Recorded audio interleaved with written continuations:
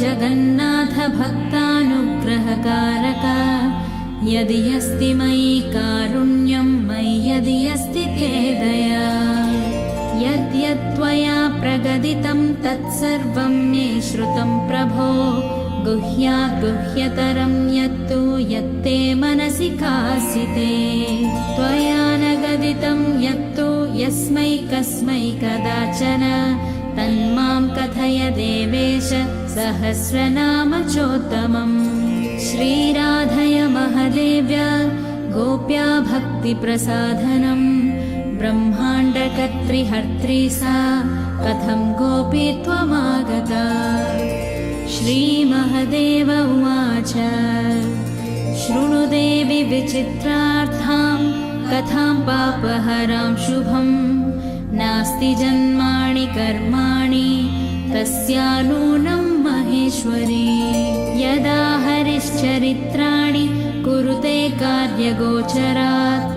तदा विधातृरूपाणि हरिसान्निध्यसाधिनी तस्या गोपीत्वभावस्य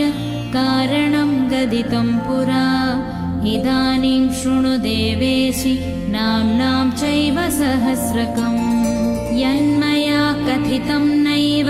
तन्त्रेष्वपि कदापि न तव स्नेहात् प्रवक्ष्यामि भक्त्याधार्यं मुमुक्षुभिः मम प्राणसमाविद्या भव्यते मे त्वहर्निशम् शृणुष्व गिरिजे नित्यं पठस्व च यथामति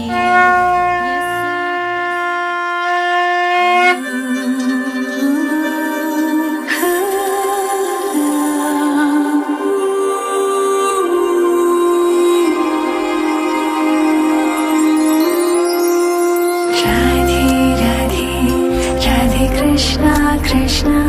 Hare Krishna Krishna Hare Krishna Krishna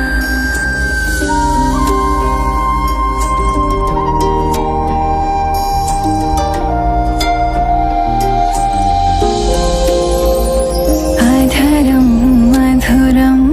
vadanam madhuram nayanam madhuram hasitam madhuram hridayam कमलं मधुरं मधुराधिपते रखिलं मधुरं मधुराधिपते रखिलं मधुरम्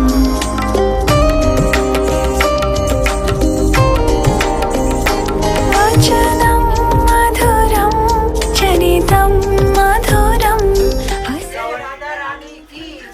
बरसाना की जय वृंदावन फॉरेस्ट की जय गोवर्धन की